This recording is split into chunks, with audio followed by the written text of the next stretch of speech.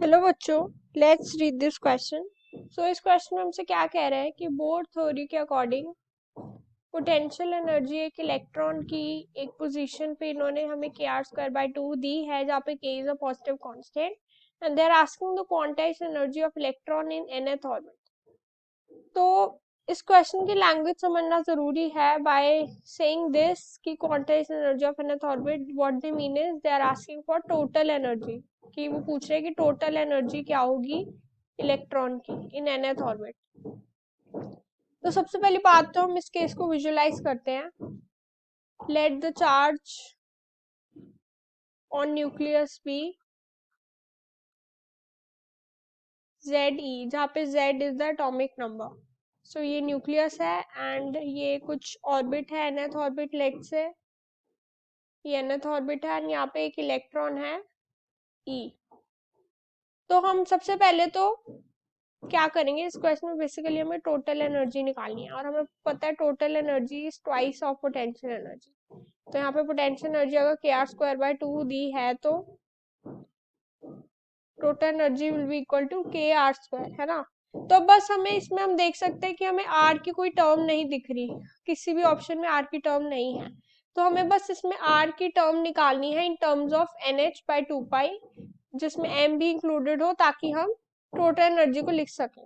तो हमें बस ये फाइंड करना है, this is what they are asking for, ये वो यही इसके लिए ही पूछ रहे हैं। तो सबसे पहले तो हम इसको कैसे सॉल्व करें, लेट्स सी। अगर हम एक इलेक्ट्रॉन की तरफ देखें तो इलेक्ट्रॉन पे जो फोर्स लग रही है वो सेंट्रीपिटल फोर्स के इक्वल है। हमें पता है F centripetal is equal to the force जो इलेक्ट्रॉन पे लग रही है।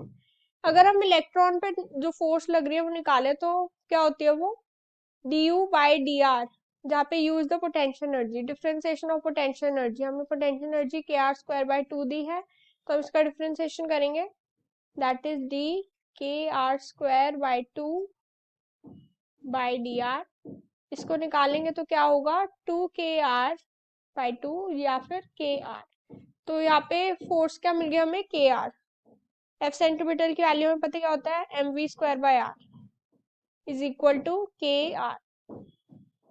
इसको और निकालें तो ये क्या हो रहा है mv² is equal to kr², right. और अगर हम इसमें v की वैल्यू निकाले तो क्या आएगा kr²/m होल रूट। इसको इक्वेशन 1 ले लेते हैं। Let's move on to the next page. तो अब हम यहाँ पे क्या करते हैं, angular momentum that is L की वैल्यू पता क्या होती है nh/2π, और ये इक्वल होती है mvr के। सो फ्रॉम इक्वेशन 1 हम v की वैल्यू ले लेंगे, nh/2π is equal to mr into v की क्या वैल्यू थी kr²/m अंडर रूट में, that is kr²/m in its under root. और निकाले तो nh/2π is equal to mr into r और अंडर रूट k/m। अब बस हमें यहाँ से r की वैल्यू निकालनी है। तो nh/2π is equal to r², m को अंदर ले जाते हैं, m को अंदर लेके जाएंगे तो ये m² हो जाएगा, m² इंटू k/m का अंडर रूट, इसको कैंसिल करेंगे तो mk का अंडर रूट। तो r² की value is equal to nh/2π mk का अंडर रूट, और r की वैल्यू इज nh/2π mk, तो अंडर रूट में है ही, whole under root. Let's say question 2 है। सो हमें पता है टोटल एनर्जी, जिसको यहाँ पे इन्होंने क्वांटाइज्ड एनर्जी कहा है, इज इक्वल टू kr, क्योंकि हमने निकाल लिया था। लेट्स चेक, नहीं इट्स इक्वल टू kr², हाँ हमने निकाल लिया था। तो kr² की इक्वल है, तो k की वैल्यू तो यही है, r² की वैल्यू आज से ले लेते हैं nh/2π अंडर रूट mk का mk, और total energy is equal to nh by 2 pi into k by m under root.